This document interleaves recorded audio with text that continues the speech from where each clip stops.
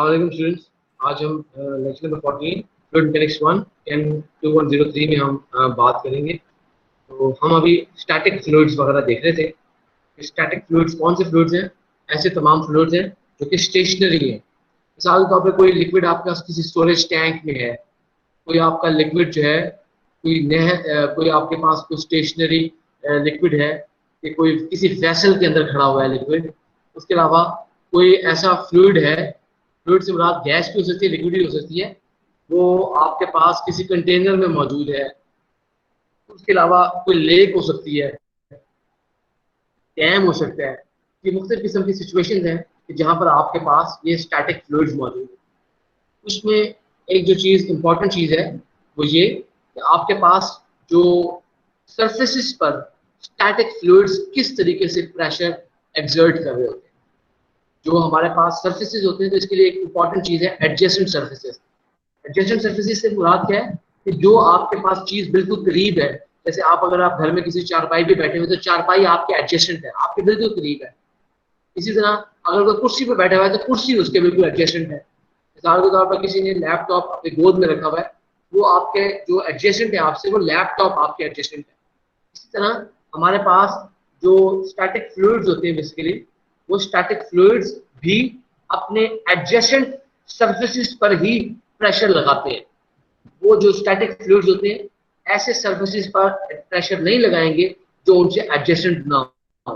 तो static fluids अपने adjacent surfaces पर ही प्रेशर लगाते हैं। अच्छा, अब प्रेशर जो होता है बेसिकली वो आपके पास एक normal perpendicular force per unit area है। तो इसी वजह से जो प्रेशर फोर्सेस हैं वो जब आपके पास कोई स्टैटिक फ्लूइड किसी सरफेस पे लगा रहा है तो वो प्रेशर फोर्सेस भी जो है they must also be normal, they must also act normal to the surface. तो उनको परपेंडिकुलर ही लगना होगा, वो परपेंडिकुलर ही उनको एक्सर्ट होना होगा। अच्छा, लेकिन जो फ्लूइड्स मूव कर रहे होते हैं, मूव करने का मतलब क्या है? कोई पानी दरिया में बह रहा है, कोई नहर में जा रहा है, कोई आपकी पाइपलाइन के अंदर, घरों में आपकी जो है पाइपलाइंस के जो आपकी वो पानी की जो है पाइपें हैं उनमें जा रहा है। तो आपके पास कोई फ्लूइड फ्लो कर रहा है किसी एक जो है आपके पास बेशक में ओपन फ्लो एरिया है उसका, या रिस्ट्रेंड है, कोई कंस्ट्रेंट है, पाइप्स के अंदर है, डजंट मैटर। तो जब आपके पास कोई मूविंग फ्लूइड होता है तो मूविंग फ्लूइड जो है आपके पास बेसिकली वो दो किस्म की जो है फोर्सेस लगा रहा होता है। एक तो वो प्रेशर फोर्सेस लगा रहा होता है और साथ साथ वो शेयर फोर्सेस लगा रहा होता है।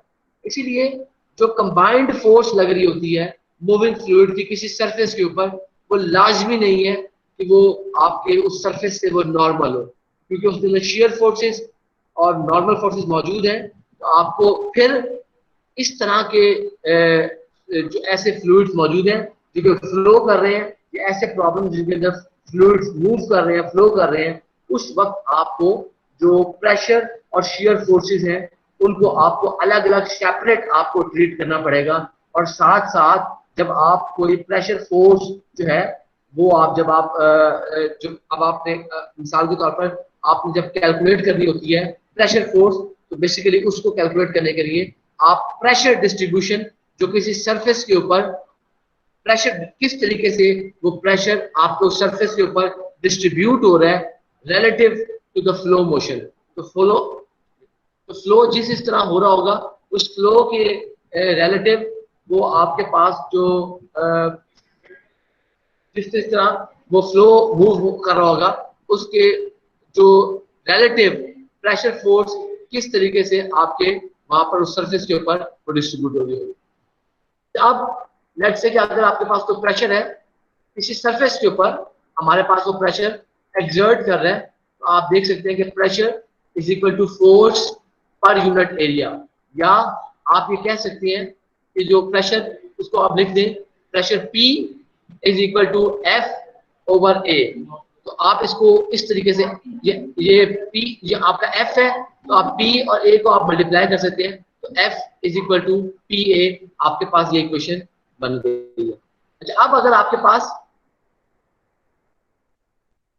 कोई बहुत स्मॉल एरिया अगर है, हम कंसीडर कर रहे हैं कि हमारे पास कोई बहुत स्मॉल एरिया है, जिसके लिए मैं एक टर्म यूज कर रहा हूँ, मैं उसे कह रहा हूँ कि आपके पास कोई इनफाइनाइटेसिमल वेरी स्मॉल इनफाइनाइटेसिमल, कोई बहुत स्मॉल एरिया है जिसको मैं कह रहा हूँ डीए, कोई एरिया है वेरी स्मॉल एरिया डीए, और उसके ऊपर अब वो हम किसी सरफेस का वो एरिया ले रहे हैं और उसके ऊपर जो फोर्स एक्सर्ट कर रही है वो डीएफ कर रही है। तो आप इक्वेशन नंबर 1 को देखें, इक्वेशन नंबर 1 के मुताबिक वो फिर आपके पास इस सूरत हाल में जब आपके पास कोई फोर्स डीएफ एक्सर्ट हो रही है किसी very small area DA of the surface, तो उसको आपके पास जो फोर्स एक्सर्ट हो रही होगी वो हो जाएगी D F is equal to P D A. जी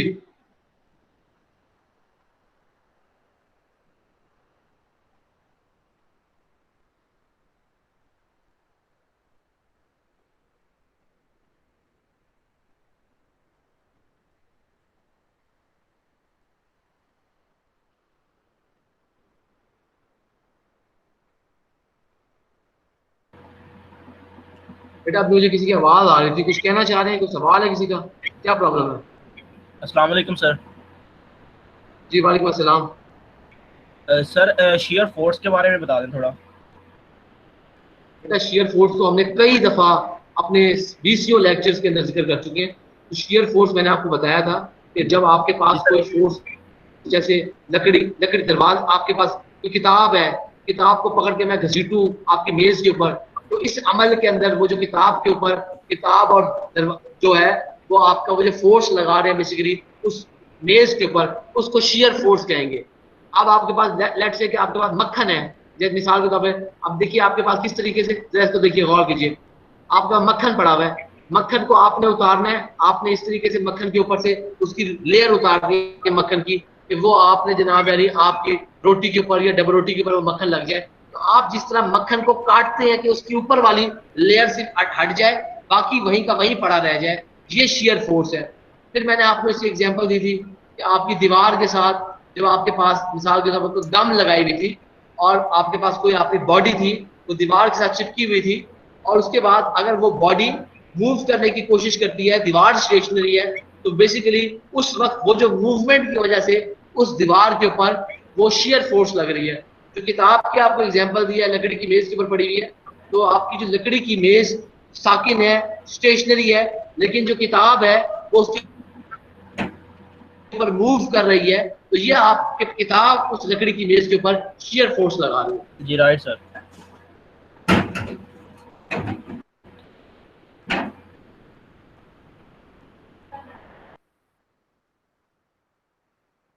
इस इक्वेशन के अंदर हमारे पास अब ये जो हमारे पास for a very small surface area D A, जब आपके उस एक सरफेस का हमने, यानी कि एक बहुत बड़ा सरफेस है, उस सरफेस का आपने छोटा सा स्मॉल एरिया कंसिडर कर रहे हैं डी ए, उस स्मॉल सरफेस एरिया डी ए के ऊपर आपके ऊपर एक फोर्स लग रही थी डी एफ, और वो फिर इस इक्वेशन नंबर 1 को देखें, इक्वेशन नंबर 1 को देखकर पता लगता है कि वो फोर्स होगी D F is equal to P D A.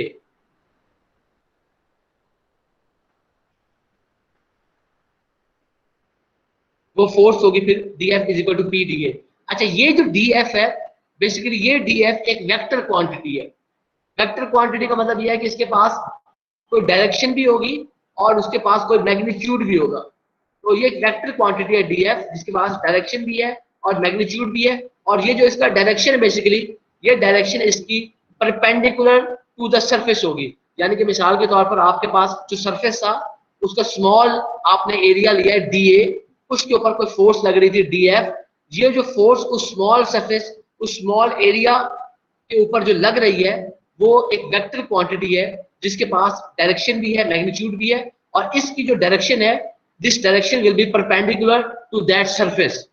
अच्छा, अब अगर हमारे पास कोई प्लेन सरफेस हो, प्लेन सरफेस की बात करते हैं हम एक्स का, जैसे कमरे में आप खड़े हैं, हम इसकी बात कर रहे हैं, आप जैसे कोई छत है आपके पास, कोई नॉर्मल कोई सरफेस है जहां पे आपके पास एक्स वाई प्लेन की बात करें, वहां पे एक्स कोऑर्डिनेट है, आपके पास वाई कोऑर्डिनेट मौजूद हो, तो इसको हम प्लेन सरफेस की बात कर रहे हैं। तो आपके पास अगर कोई प्लेन सरफेस है तो उस प्लेन सरफेस के अंदर जितने भी आपके वेक्टर्स होंगे, मिसाल के तौर पर अभी हमने उस एक सरफेस का छोटा सा टुकड़ा बात की थी डी ए, फर्स्ट की बात है, लेट से कि आपके पास जनाब यानी एक स्क्वायर फीट एरिया है, उसमें से आपने लेट से आपने कंसीडर कर दिया 1 मिलीमीटर स्क्वायर, आपने छोटा सा पॉइंट कंसीडर किया था, लेकिन अगर आपके पास इस तरह सारे उस सरफेस को कंसीडर करेंगे, आपके पास बहुत सारे वेक्टर्स आ जाएंगे, वो बहुत सारे डिफरेंशियल वेक्टर्स होंगे जो कि सेम डायरेक्शन में पॉइंट कर रहे होंगे। वो सेम डायरेक्शन क्या होगी? सरफेस की तरफ वो पॉइंट आउट कर रहे होंगे।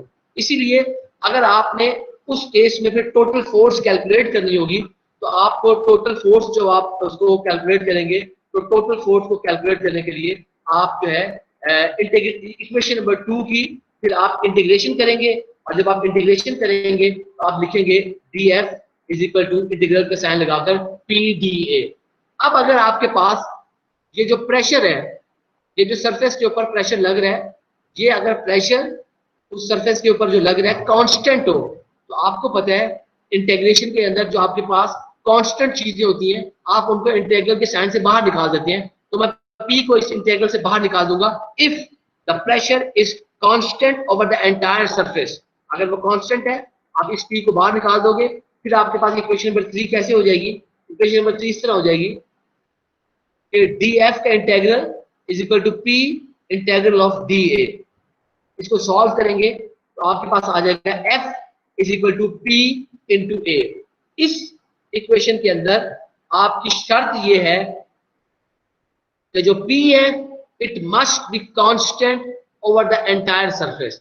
अगर वो कांस्टेंट नहीं है तो आप प्रेशर फोर्स कैलकुलेट करने के लिए, ये जो F है इसको हम प्रेशर फोर्स कह रहे हैं, इसको कैलकुलेट करने के लिए फिर ये फॉर्मूला आप यूज नहीं कर सकेंगे। अगर आपने यूज करना है इस फॉर्मूले को, then the pressure must be constant over the entire surface. किस सरफेस की बात करें? इस ए जो आपका जिसका ए एरिया ए है, हम उसकी बात करें। अच्छा, अब हमारे पास ऐसे तमाम प्लेन सरफेसेस जो कि हॉरिजॉन्टल हो, मिसाल के तौर पर जमीन है आपके पास हॉरिजॉन्टल है, रूफ की छत की बात की हॉरिजॉन्टल है आपके पास, उसके अंदर कर्व्स ना हो, ऊपर नीचे ना हो, वो उसकी जगह वो कोई इंक्लाइंड ना हो, किसी एंगल पे ना हो, बिल्कुल हॉरिजॉन्टल प्लेन कोई सरफेस है आपके पास। उस सरफेस के ऊपर अगर कोई स्टैटिक फ्लूइड पड़ा हुआ है, या स्टैटिक फ्लूइड उस पर गिर रहा है, या स्टैटिक फ्लूइड जो है उस सरफेस के ऊपर कोई फोर्स एक्सर्ट कर रहा है, कोई प्रेशर लगा रहा है, तो उस वक्त बेसिकली ऐसे तमाम सरफेसेस के ऊपर जो कि हॉरिजॉन्टल प्लेन सरफेसेस हो, तो उनके ऊपर जब स्टैटिक फ्लूइड कोई मौजूद है, तो बेसिकली जो प्रेशर होगा वो कांस्टेंट होगा ओवर द एंटायर सरफेस। तो आप उस वक्त उस स्टैटिक फ्लूइड का वो जो फोर्स कैलकुलेट कर रहा एक्सर्ट कर रहा होगा, उसको कैलकुलेट करने के लिए आप ये वाली equation number 4 F is equal to P A आप यूज करें। अच्छा, अब जो गैसेस होती हैं, गैसेस के केस में ऐसा है कि जो गैसेस हैं उनका pressure it changes very slowly. तो गैस भी ऑलमोस्ट बड़ी स्टेबल उसकी रहती है, उसका प्रेशर स्टेबल रहता है। शर्त ये है, अगर आपका जिस सरफेस के ऊपर गैस अपना प्रेशर एक्सर्ट कर रही है, अगर वो सरफेस बहुत बड़ा ना हो, अगर वो सरफेस रीजनेबली उसका एरिया हो, रीजनेबल कोई मॉडरेट उसका साइज हो, उस वक्त आपका जो प्रेशर होगा, जो गैस का प्रेशर एक्सर्ट हो रहा होगा, वो बड़ा स्लोली चेंज कर रहा होगा as compare to its position. तो इस केस में भी तो आपके पास ऐसे तमाम जो है इन केसेस में कि जहां पर आपके पास कोई सरफेस जो है वो स्मॉल है और गैस कोई आपके पास प्रेशर एक्सर्ट कर रही है, तो वो जो फोर्स गैस लगा रही है उस सरफेस के ऊपर, उसको कैलकुलेट करने के लिए आप यही इक्वेशन नंबर 4 यूज करेंगे। ये आप इक्वेशन नंबर 4 यूज करेंगे, F is equal to P A, और उसके मुताबिक आप प्रेशर फोर्स कैलकुलेट कर लेंगे। अच्छा, अब अगर हमारे पास कोई वर्टिकल सर्फेसिस हो, वर्टिकल सर्फेसिस जैसे आप खड़े हुए हैं, आप वर्टिकल है, वर्टिकल सर्फेसिस हो, तो अगर आपके पास खाली दीवार है तो दीवार हॉरिजॉन्टल नहीं है, वर्टिकल है, तो वर्टिकल प्लेन सर्फेसिस के ऊपर जो प्रेशर है वो प्रेशर कांस्टेंट नहीं होता। क्यों नहीं होता? देखिए, दीवार के ऊपर जो प्रेशर पड़ रहा होगा वो प्रेशर दीवार की साइड वाले पे नहीं होगा। इसलिए हम ये बात कर रहे हैं कि वर्टिकल के अंदर आपके पास जो प्रेशर होता है वो कांस्टेंट नहीं होगा। तो वर्टिकल सर्फेसिस के लिए खास तौर पर हमें वर्टिकल प्लेन सर्फेसिस के ऊपर प्रेशर तमाम सरफेस के ऊपर कांस्टेंट नहीं है, इसलिए हमें क्या करना पड़ेगा? अगर आपने जो है फोर्स को कैलकुलेट करना है, तो कैलकुलेट करने के लिए आप फिर ये इंटीग्रल वाली ये इक्वेशन यूज करेंगे, इंटीग्रल लगा के D F under integral P D ए इसका मतलब यह है कि अब आपके पास जो प्रेशर है वो over the entire surface a constant नहीं है। इसका मतलब है कि अब आप पी की जो वैल्यू है उसको इंटीग्रल से बाहर नहीं लेके जा सकते। पी आपका इंटीग्रल के अंदर ही मौजूद रहेगा, आपको उसके अंदर ही रह के कैलकुलेट करना पड़ेगा। तो इस केसेस में फिर आपको इस तरह इनकी इंटीग्रेशन करके आपको फोर्स जो एक्सर्ट हो रही होगी वर्टिकल प्लेन सरफेसेस पर उसको आप यूज करेंगे। बेटा यहां तक किसी का कोई सवाल हो, किसी का कोई प्रॉब्लम हो?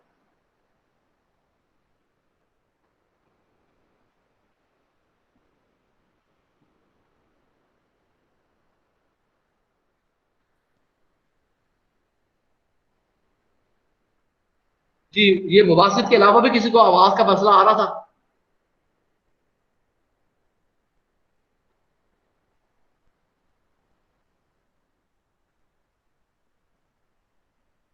जी सर, का मतलब यह है कि आवाज मसला आ रहा था कि नहीं आ रहा था?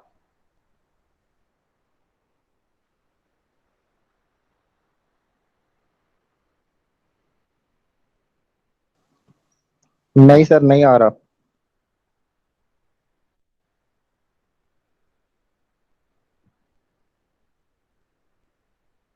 जी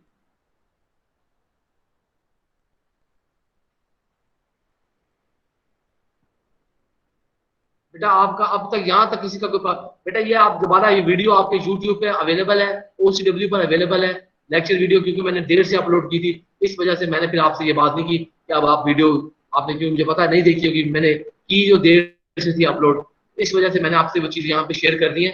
तो आप फिर इसको वीडियो को भी दोबारा देख सकते हैं अगर वो दरमियान में कोई आवाज़ जो है वो डिस्टॉर्ट हो रही थी या उसमें आवाज़ में कोई प्रॉब्लम आ रहा था। यहाँ तक बेटा किसी का कोई प्रॉब्लम है तो बताएं।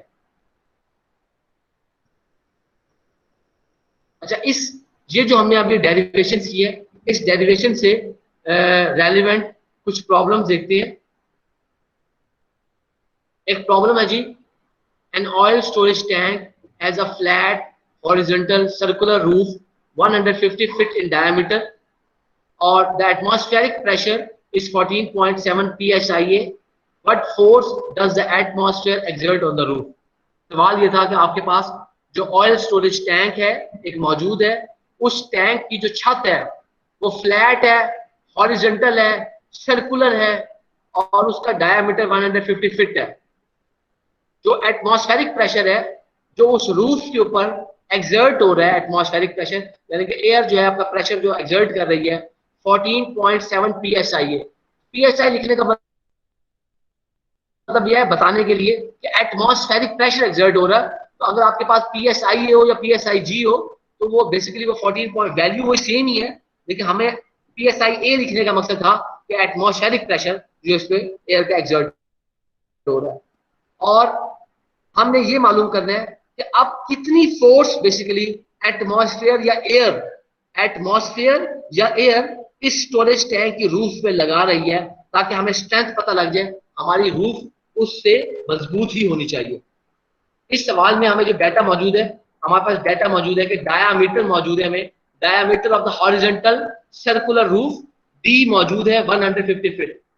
एटमॉस्फेरिक प्रेशर हमें पी पता है 14.7 psia। उसके अलावा हमें ये मालूम है कि फोर्स जो आपने हमें मालूम करना है कि फोर्स जो एटमॉस्फेयर एक्सर्ट कर रहा है on the roof of this oil storage tank F, उसको हमें फाइंड आउट करना है। इस सवाल में देखिए कि आपके पास जो एटमॉस्फेयर है ये गैस है, ये गैस एक प्रेशर जो एक प्रेशर लगा रही है, एक फोर्स एक्सर्ट कर रही है और जो फोर्स एक्सर्ट कर रही है वो किसी फ्लैट हॉरिजॉन्टल सर्कुलर रूफ पे कर रही है जिसका 150 फीट डायमीटर है। इस केस में हमारे पास सारी बात हम ऑलरेडी देख चुके हैं। ऐसे अगर आपके पास प्लेन सरफेसेस हो और सरफेस बहुत बड़ा ना हो तो उस वक्त वो जो गैसेज होती हैं वो भी उनका प्रेशर इतना ज्यादा चेंज नहीं हो रहा होता। तो आप क्या कह सकते हैं, हम फिर वही इक्वेशन यूज करेंगे जिसकी मदद से आप जब आपने F is equal to PA यानी कि वो जो फोर्स एक्सर्ट कर रही होती है ओवर द एंटायर सरफेस, जब प्रेशर कांस्टेंट है हम वही वाली इक्वेशन यूज करेंगे F is equal to PA। इस इक्वेशन के अंदर हमारे पास F is equal to PA। अब ये जो P है ये आपके पास वो जो एटमॉस्फेरिक प्रेशर है P, हमने उसकी वैल्यू लगा दी। A जो है आपके पास यहाँ पर ये आपका एरिया होगा उस रूफ का। अब रूफ कैसी है, फ्लैट है, हॉरिजॉन्टल है, सर्कुलर है। तो सर्कुलर जो चीजें आपके पास स्फेरिकल चीजें हैं उनका एरिया निकालने के लिए आप फार्मूला निकालते हैं, जो फार्मूला लगाते हैं वो फार्मूला है A is equal to pi by 4d²। हमने पाइप्स वगैरह के अंदर हमने ये एनर्जी बैलेंस वगैरह में भी देखा था। तो आप एरिया के लिए ये फार्मूला लगा देंगे। आप जस्ट वैल्यूज पुट करें, प्रेशर की वैल्यू पुट कर दी 14.7 psi, पाई बाय 4, और जो डी है आपके पास 150 फीट स्क्वायर, हमने ये लगा दिया। भूलना नहीं है, जब आप डी की वैल्यू पुट करेंगे तो 150 का भी स्क्वायर लेना है, फीट स्क्वायर का भी स्क्वायर लेना है। अगर आप ये दोनों का स्क्वायर नहीं लेंगे तो आपके यहाँ पर कोई मिस्टेक का चांस है। अच्छा, अब हमें पता है PSI जो होती है वो इक्वल होती है पाउंड फोर्स पर इंच स्क्वायर के। तो अब आप क्या कह सकते हैं, PSI को आप PSI से काट सकते हैं। फिर हमें पता है कि 1 feet is equal to 12 inch, या 1 feet square is equal to 12 square inch square. तो इंच स्क्वायर को आपने इंच स्क्वायर से काट दिया, फीट स्क्वायर को आपने यहाँ पर फीट स्क्वायर से काट दिया। तो हमें पता है कि जो पाउंड फोर्स है, 1 pound force is equal to 4.448 newton. आपने पाउंड फोर्स को पाउंड फोर्स से काट दिया। फिर हमारे पास पता है हमें कि 10⁶ newton is equal to 1 mega newton. तो आपने इस न्यूटन को आपने न्यूटन से काट दिया। तो ये कटिंग वगैरह करने के बाद जो चीज बची है मेगा न्यूटन बची है, और उसकी वैल्यू कितनी है, F is equal to 166.386 mega Newton. That means, hence the force exerted by the atmosphere on the roof of the oil storage tank is 166.386 mega Newton. इस तरीके से आप फोर्स को कैलकुलेट कर सकते हो। बेटा मेगा न्यूटन है। अब देखिए, वजह ये है क्योंकि जो फोर्स की जो वैल्यूज होती है बहुत ज्यादा होती हैं, इस वजह से आपने इसको मेगा न्यूटन में कन्वर्ट कर दिया ताकि आपके पास इसमें एक दोबारा देखिए, अगर ये मेगा न्यूटन में कन्वर्ट ना करता, अगर आप न्यूटन में भी कन्वर्ट कर देते तो भी आपका जवाब गलत ना होगा। मेगा न्यूटन फोर्स को नॉर्मली मेगा न्यूटन में इसलिए लिखा जाता है कि मेगा पास्कल, मेगा न्यूटन वगैरह में इसलिए लिखा जाता है क्योंकि इसकी वैल्यू बहुत बड़ी होगी। अगर ये 166 की वैल्यू ना हो, आप ऐसे लिखते, फिर आपको लिखना पड़ता 166.386 मल्टीप्लाई बाय 10⁶ न्यूटन, वो भी सही होता। तो आप इसको क्योंकि आइडेंटिफाई नहीं किया किस चीज में आपने इसकी वैल्यू निकालनी है, तो इस वजह से आप इसको अपनी मर्जी से निकाल सकते हैं।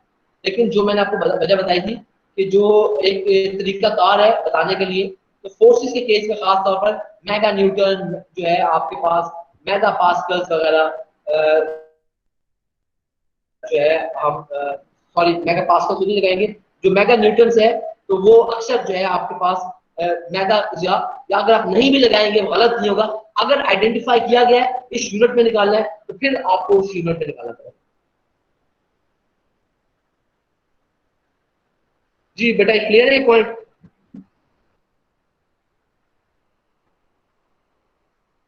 अच्छा, अब एक और प्रॉब्लम देखते हैं। A layer of rain water 4 inch, अच्छा ये इन नहीं है, इंच है, 4 inch. A layer of rain water 4 inch deep collects on the roof of the oil storage tank having flat, horizontal, circular roof 150 feet in diameter. What net pressure force does rainwater exert on the roof of the tank? अच्छा, अब क्या है कि आपके पास एक oil storage tank है, उसका जो उसकी जो छत है, रूफ जो है वो फ्लैट है, हॉरिजॉन्टल है, सर्कुलर है, उसका रूफ का डायमीटर 150 फीट है। बारिश पड़ रही थी, निकास नहीं है, बारिश का पानी आपका उस रूफ पर खड़ा हो गया। अब वो बारिश का पानी 4 इंच वो डीप है, यानी कि उस बारिश के पानी की जो गहराई है वो 4 इंच है। अब आपने ये मालूम करना है ये जो 4 इंच पानी बारिश का आपके रूफ पर खड़ा हुआ है, ये कितनी फोर्स एक्सर्ट कर रहा है आपकी इस टैंक की रूफ पर। इस सवाल में हमारे पास जो डाटा गिवन है, हमें गिवन है कि height of the rain water collected on the roof, कि जो आपके पास रेन वाटर है उसकी डेप्थ कितनी है, उसकी गहराई कितनी है, तो वो आपके पास एच जो है वो 4 इंच है। इसी तरह हमें मालूम है कि जो आपके पास जो रूफ है सर्कुलर है, उसका जो डायमीटर है वो 150 फीट है, उसको मैंने डी कह दिया, हमें गिवन है। मालूम क्या करना है, हमने मालूम करना है कि जो फोर्स आपकी रेन वाटर एक्सर्ट कर रहा है रूफ के ऊपर एफ, उसको हमने फाइंड आउट करना है। इसको फाइंड आउट करने के लिए हम क्या करेंगे, हम दरअसल सबसे पहले तो गेज प्रेशर कैलकुलेट करेंगे जो कि रेन वाटर एक्सर्ट कर रहा होगा रूफ के ऊपर। मिसाल के तौर पर देखिए, आपको पता है कि हमने वो इक्वेशन देखी थी, बैरोमेट्रिक इक्वेशन हम लोगों ने देखी है कि जिसमें अगर आपके पास कोई कांस्टेंट डेंसिटी फ्लूइड हो तो वो आपको डेप्थ ऑफ द फ्लूइड में आपको वो प्रेशर दे देता है, but the pressure is the gauge pressure. वही जो हमने पिछले लेक्चर्स के अंदर हमने फॉर्मूले यूज किए थे, उसकी मदद से हमारे पास अब ये 4 इंच गहरा पानी मौजूद है। इस पानी, ये जो पानी अपने रूफ के ऊपर जो फोर्स जो रूफ के ऊपर जो गेज प्रेशर जो एक्सर्ट कर रहा होगा, उसको हम बैरोमेट्रिक इक्वेशन लगाकर हम कैलकुलेट कर लेंगे। और वो कौन सी फॉर्म लगानी है, वो फॉर्म लगानी है जो कि कांस्टेंट डेंसिटी फ्लूइड्स के लिए हो, क्योंकि रेन वाटर है, इसकी डेंसिटी कांस्टेंट होगी, तो हम इसके लिए वो लगाएंगे।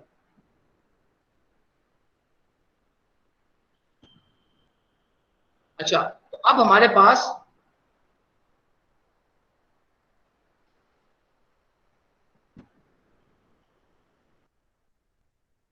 अच्छा जी, अब हमारे पास जो फॉर्मूला लगेगा P is equal to rho ji H, आपको फॉर्मूला पता है।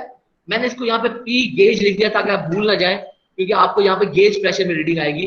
P gauge is equal to rho ji h, और यहाँ पर डेंसिटी आ जाएगी वाटर की 62.4 पाउंड मैस पर cubic feet. G acceleration due to gravity 32.2 feet पर सेकंड स्क्वायर। H जो है, यहाँ पर आपके पास हाइट आ गई 4 इंच। अब आपने इंचेस को फीट में कन्वर्ट कर देना है। 12 इंचेस बराबर होते हैं 1 फीट के। ये इंच आपके इस इंच से कट गया, 1 फीट ये खड़ा है, 1 फीट ये खड़ा है, इन दोनों फीट को इस पावर से काट दिया। अब आपके पास पाउंड मैच भी है, सेकंड स्क्वायर भी है। इनको काटने के लिए आपको ला महाला जी सब सी की कन्वर्जन लगानी पड़ेगी।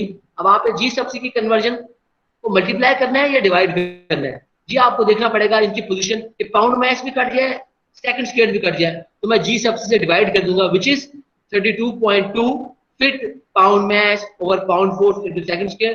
तो अब आपके पास ये जो पाउंड मैस है, ये पाउंड मैस से कट गया, ये जो आपके पास सेकंड स्क्वायर है, ये सेकंड स्क्वायर से कट गया। अब आपके पास जो चीजें बच गई हैं, एक पाउंड फोर्स यहाँ पे बच गया, 1 फीट ये बच गया, 1 फीट ये बच गया। अच्छा, अब हमें पता है कि पाउंड फोर्स पर इंच स्क्वायर जो होता है वो पीएसआई के बराबर है। तो अब आपके पास ये जो पाउंड फोर्स है, ये पाउंड फोर्स से कट गया। फिर हमें पता होता है कि 14.7 psi is equal to 101.35 kPa।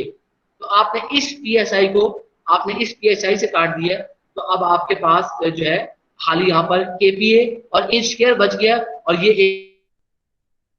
एक फीट ये खड़ा है, 1 फीट ये खड़ा है। हमें पता है 1 फीट होता है 12 इंच के, 1 feet square is equal to 12 square inch square. तो आपका ये जो इंच स्क्वायर है, इस इंच स्क्वायर से कट गया, ये फीट स्क्वायर आपका यहाँ वाले फीट और यहाँ वाले फीट से कट गया। तो जो आपका गेज प्रेशर आया है वो 0.9959 kPa आया है। बेटा अगर आप इसको kPa के बजाय psi में भी कैलकुलेट कर लेते तो भी गलत ना होता, तो kPa में कैलकुलेट करने के लिए, क्योंकि आपने बाद में भी इसको दोबारा न्यूटन में कन्वर्ट करना था, नॉर्मली फोर्स को न्यूटन में निकाल रहे हैं, इस वजह से मैंने अभी इसको केपीए में कर दिया ताकि बाद में इससे न्यूटन बनाना आसान हो जाए। तो अगर आप इस स्टेज पर इसको पीएसआई में भी कैलकुलेट कर लेते तो गलत ना हो। अगेन भी प्रोसीड करते हैं। अब ये देखिए, आपके पास गेज प्रेशर ये पता लग गया। इस पानी का जो रेन वाटर खड़ा हुआ है, ये खड़ा हुआ रेन वाटर रूफ के ऊपर जो गेज प्रेशर लगा रहे हैं वो हमने कैलकुलेट कर दिया। अब ये जो रेन वाटर है, बेसिकली ये जो फोर्स एक्सर्ट कर रहा है किसी रूफ पर, वो रूफ फ्लैट है, हॉरिजॉन्टल है, सर्कुलर है। तो इसका मतलब है कि आपके पास बेसिकली आपने जो फोर्स कैलकुलेट करनी है वो आपको उस फार्मूले को यूज करके कैलकुलेट करनी है, जिसकी मदद जो कि जहां पर प्रेशर एंटायर सरफेस पे कांस्टेंट होगा। उसके लिए आपका क्या फार्मूला है, F is equal to P A. अब क्योंकि हमारे पास यहाँ पर जो प्रेशर है वो गेज में है, मैंने लिख दिया F is equal to P gauge into A. हमारे पास अब F is equal to P gauge, area आपने निकालना है। पता है आपको एरिया जो है π/4 डी स्क्वायर होगा। वैल्यूज पुट कर लेते हैं, वैल्यू पुट कर दी फोर्स की 0.9, ये प्रेशर की 0.9, again D 150 feet square. KPA जो है उसको मैंने कन्वर्ट कर दिया 10⁻³ पास्कल्स में, और ये केपीए इस केपीए से कट गया। पास्कल हमें पता है होता है 1 पास्कल होता है 1 न्यूटन और मीटर स्क्वायर के, इस पास्कल को इस पास्कल से काट दिया। फिर हमें पता है कि 10⁻⁶ जो न्यूटन होता है वो 1 मेगा न्यूटन के बराबर है, तो न्यूटन को आपने न्यूटन से काट दिया। फिर हमें पता है कि आपके पास जो 1 मीटर है which is equal to 3.281 feet, जो 1 metre square is equal to 3.281 square feet square, तो आपने इस मीटर स्क्वायर को इस मीटर स्क्वायर से काट दिया, इस फीट स्क्वायर को आपने इस फीट स्क्वायर से काट दिया, बाकी आपके पास मेगा न्यूटन बच गया। तो फोर्स जो बची है एफ आपने जो कैलकुलेट की है, ये आपने कैलकुलेट की है 1.6348 मेगा न्यूटन, हमने फोर्स जो है कैलकुलेट कर लिया। इसका मतलब है 1.6348 मेगा न्यूटन फोर्स जो है आपके पास, वो फोर्स जो है ये आपके एक्सर्ट हो रही है on the roof of the oil storage tank by the layer of 4 inch deep rain water. हमने इसको इस तरीके से फोर्स को कैलकुलेट कर दिया। इसी सवाल को आप एक अल्टरनेटिव मेथड से भी कर सकते हैं। वो क्या मेथड हो सकता है कि जैसे आपको पता है जो वेट होता है किसी भी चीज का which is W is equal to mg, this weight is also force। तो बेसिकली आपके पास जब कोई आप कहते हैं कि यार कितना वेट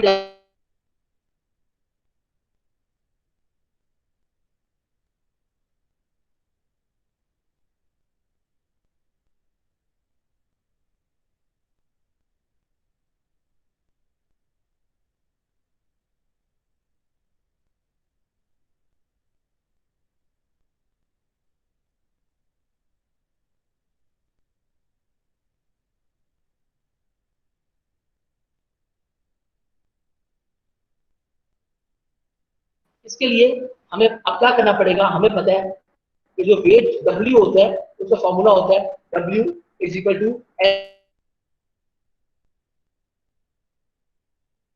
mg। हमें पता है कि जो डेंसिटी है कि आप मैस कैलकुलेट कर सकते हैं which will be the product of density into volume। देखिए मैस है तो डेंसिटी और वॉल्यूम का प्रोडक्ट होगा। अब आप इस मैस की वैल्यू को आप इस इक्वेशन नंबर 1 में पुट कर दें तो आपके पास क्या आ जाएगा, इक्वेशन बन जाएगी W is equal to density into V into G। इस इक्वेशन में जो W है तो डेंसिटी ऑफ द सॉरी जो W है वो वेट ऑफ द फ्लूइड या weight of the rain water है जो हम कैलकुलेट करना चाहते हैं। Rho density of the fluid या density of the rain water है। V volume of the fluid या वॉल्यूम ऑफ द जो रेन वाटर है वो रेन वाटर कितना है, बेसिकली वो जो 4 इंच डीप रेन वाटर आपके जो मौजूद है उस रूफ के ऊपर उसका वॉल्यूम हमने कैलकुलेट करना है। जी जो है एक्सेलरेशन ड्यू टू ग्रेविटी है। अच्छा अब तो रूफ है बेसिकली ऑयल स्टोरेज टैंक की, हॉरिजॉन्टल है, सर्कुलर है, उसका डायमीटर 150 फीट है, जबकि उसकी जो हाइट है बेसिकली हाइट जो होती है उसकी वो आपकी जो रेन वाटर की वो उसकी जो हाइट है वो 4 इंच है। तो वॉल्यूम किस तरीके से कैलकुलेट करेंगे, देखिए अगर आपके पास कोई बाउल हो आप उस या आपके पास कोई जग है, आपने जग है या गिलास है उसके अंदर वॉल्यूम कैलकुलेट करना है तो आप कैसे, ग्लास भरा हुआ है आप वॉल्यूम कैलकुलेट कर रहे हैं तो आप क्या कहते हैं उस ग्लास का आप डाया ले लें, डाया निकाल के आप π/4 डी स्क्वायर करेंगे आपके पास एरिया आ जाएगा। फिर उस ग्लास की जितनी हाइट है उसके साथ उसको मल्टीप्लाई कर देंगे तो आपके पास उस ग्लास के अंदर जो वॉल्यूम मौजूद है वो आपको वॉल्यूम आ जाएगा। बिल्कुल इसी चीज को हम यहाँ पर भी यूज कर रहे हैं। इसको यूज करने के लिए हमारे पास क्या हमें करना पड़ेगा, अब आपके पास जो वॉल्यूम है बेसिकली जो रेन वाटर है उसका जो वॉल्यूम है उसको मैं कह रहा हूँ कि उसको मल्टीप्लाई करेंगे depth of rain water layer multiply by area of the roof of oil storage tank, उससे मल्टीप्लाई किया आपके पास जो बी है वो आ गया 4 inch multiply by π/4 D square. जो 4 इंच है ये आपके रेन वाटर की डेप्थ है, ये हाइट है, जैसे पानी के ग्लास की आपको हाइट बता रहा हूँ ये वो है। जो एरिया ऑफ द रूफ जो आपका दाया निकाल कर जो आप एरिया निकालेंगे वो आपका एरिया आ जाएगा। इन दोनों को मल्टीप्लाई करें तो आपके पास उस रेन वाटर का वॉल्यूम आ जाएगा। तो 4 इंच मल्टीप्लाई बाय π/4 दाया लगा दिया 150 फीट स्क्वायर है तो 150 स्क्वायर फीट स्क्वायर, और उसके बाद आपको पता है कि आपने इंच की कन्वर्जन करनी है तो आपके पास 1 फीट जो होता है वो 12 इंच है। आप जो है इसको इसी तरह आप जो है इसको इसी तरह इंच को इंच से काट सकते हैं। आपके पास जो बाकी बच गया वॉल्यूम, वो बच गया 5890.486 क्यूबिक फीट आपके पास वॉल्यूम आ गया। अब हम ये जो इक्वेशन जो वैल्यूज हैं, इन वैल्यूज को अगर हम इस इक्वेशन में पुट करते हैं, इक्वेशन नंबर 2 में पुट करते हैं, आपके पास वेट निकल आएगा। इक्वेशन नंबर 2 में कैसे पुट कर रहे हैं, तो आपका W is equal to density into V into G। Density rain water है 62.4 pound mass per cubic feet. V जो है, जो V है वो 5890.486 क्यूबिक फीट। G जो है 32.2 फीट पर सेकंड स्क्वायर। आपने अब इनको यूनिट्स वगैरह को काटने के लिए मैं G शब्द से डिवाइड कर रहा हूँ। 32.2 feet pound mass over pound force into second square. Second square आपका सेकंड स्क्वायर से कट गया, पाउंड मैश आपका इस पाउंड मैश से कट गया, क्यूबिक फीट आपका इस क्यूबिक फीट से कट गया, ये जो आपका फिट है इस फिट से कट गया, बाकी आपके पास ये पाउंड फोर्स बच गया। हमें पता है जो पाउंड फोर्स होती है वो इक्वल होती है 4.448 न्यूटन के, और हमें पता है ये पाउंड फोर्स आपका यहाँ से पाउंड फोर्स से कट गया, और जो न्यूटन है वो 10⁻⁶ newton is equal to 1 mega newton. इस न्यूटन को आपने इस न्यूटन से काट लिया, तो आपके पास जब जवाब आया वो जवाब आया 1.6349। आपके पास जो जवाब आया, तो आपके पास ये जवाब सेम जवाब है जो हमारे पास जो पहले फोर्स निकाली थी वो हमारे पास आई थी 1.6348। 1.6348। अब ये 1.6349 इसलिए आई है कि जब आपने ये जो है पॉइंट के बाद आप जब आप इग्नोर करते हैं तो आपके पास उस वजह से आपके पास ये वैल्यू इस तरह आ गई है, तो ये आपका लेकिन सेम आई है। तो इसका मतलब पता लग गया कि जो आपके पास जो वेट फोर्स है बेसिकली, जो कि प्रेशर, जो आपके पास प्रेशर फोर्स है, weight force is also the pressure force which is being exerted on the roof of the oil storage tank is 1.6349। तो आप इस सवाल को इस तरीके से भी हल कर सकते हैं। बेटा यहां तक किसी को कोई प्रॉब्लम हो?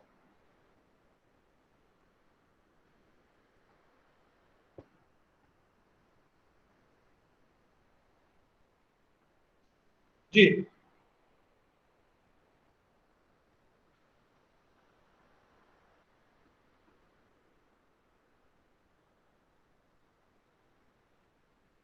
बेटा यहां तक किसी को कोई प्रॉब्लम है तो?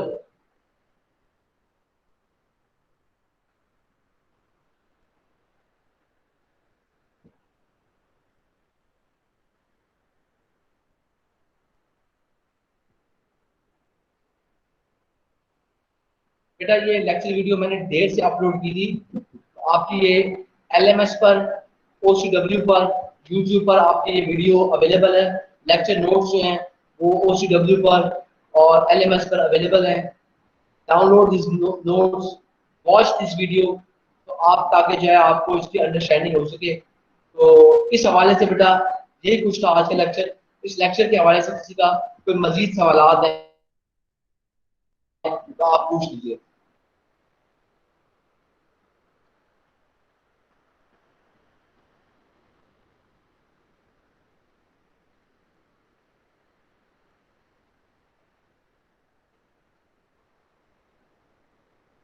बेटा मैंने जैसे ही आप लोगों को ये पूछना ही पड़ेगा, यूनिवर्सिटी के खुद से अभी तक ऑफिशियल इन्होंने कोई ऐसा जो है डिसीजन हमारे सामने नहीं आया, लेकिन हालात ये बता रहे हैं बेटा कि यूनिवर्सिटी ओपन हो जाएगी। यूनिवर्सिटी कब ओपन होगी?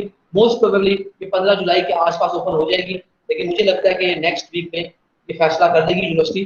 तो आप जैसे ही हमें ये इन्फॉर्मेशन पता लगेगी आप लोगों के लिए शेयर कर दी जाएगी। तो इसका मतलब है कि यूनिवर्सिटी ओपन होगी तो रिटन एग्जाम्स होंगे, तो आपको कोई 2-1 वीक्स की जो है तो लाइव क्लासेस भी होंगी। तो इसलिए बेटा आप लोग जरा ख्याल कीजिए ताकि आप जो है अपनी प्रेपरेशन इस हवाले से जारी रखिए कि रिटन एग्जाम आपको देना पड़ सकता है। जैसे ही हमारे पास ऑफिशियल इंफॉर्मेशन आ जाएगी, या अभी जैसे हवाओं में बातें हैं, तो ऑफिशियल इंफॉर्मेशन आएगी आप लोगों के साथ फौरी तौर पर शेयर कर जाएगी।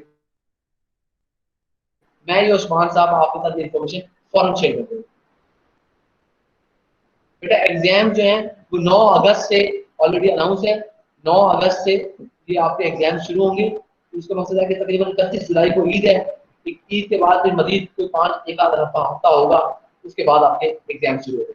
फिलहाल तो एग्जाम की डेट है और होगा भी ऐसे ही 9 अगस्त है, लेकिन आप ये देखिए ईद का हफ्ता निकाल दें तो अब आपके पास यही महीना है जुलाई का, जिसमें जो है आपको हो सकता है दूर दराज वालों को यूनिवर्सिटी खुल गई, तो आपको शिफ्टिंग भी करनी पड़ेगी, यहाँ आना भी पड़ेगा, आपके लिए मसले मसाइल भी होंगे। और अब हमारा जो है स्पीड भी बढ़ती जाएगी, क्योंकि अब हमें जो है कोर्स भी ज़्यादा से ज़्यादा कवर करना होगा। तो अब जो है वो ड्यूरेशन लेक्चर की बढ़ती जाएगी, स्पीड भी हमें बढ़ानी पड़ेगी। इस हवाले से इसका मतलब है कि अब आपके पास जो बोझ है वो मजीद बढ़ता जाएगा।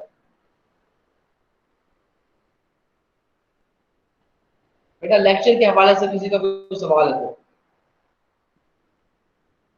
बेटा इस दौरान के आप में से कोई लेक्चर के हवाले से सवाल करें, मुझे जो है आपने अटेंडेंस के मैसेजेस करना शुरू कर दीजिए, ताकि मैं आपके अटेंडेंस जो है वो रिकॉर्ड कर लूँ।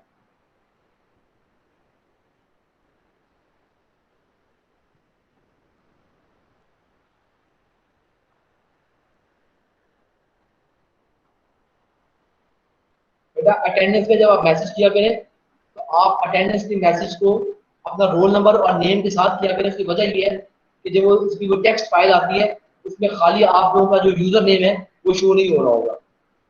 इसलिए मैंने आपको कहा कि आप जब अटेंडेंस करें तो बेशक आपका यूजर नेम आपका नेम ही है, लेकिन आप अपना रोल नंबर और विद नेम करें ताकि आपका अटेंडेंस प्रॉपर्ली वो रिकॉर्ड हो जाए।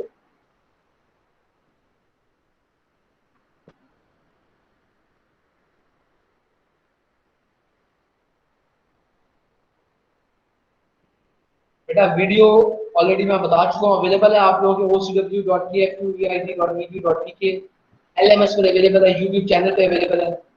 आप जो है सिर्फ सॉरी मैंने इसको देर से अपलोड किया था, ये बेटा नसर है, अपना नाम लिख के अटेंडेंस लिखो, ऐसे ना लिखो अटेंडेंस, अटेंडेंस आपकी मिस हो जाएगी।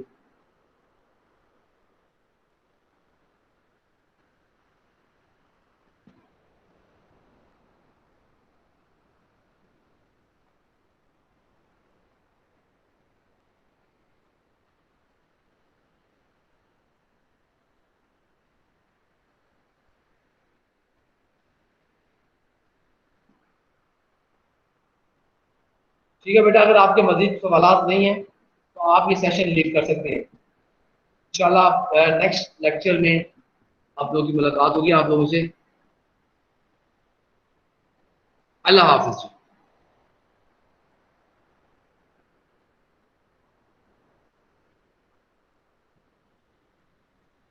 बेटा मोहम्मदीन अपने आप काम से काम रखो, उसका प्रॉब्लम होगा वो खुद ही मुझसे रब्ता कर लेगा, आप टेंशन ना लो, आप अपनी टेंशन रखो बस।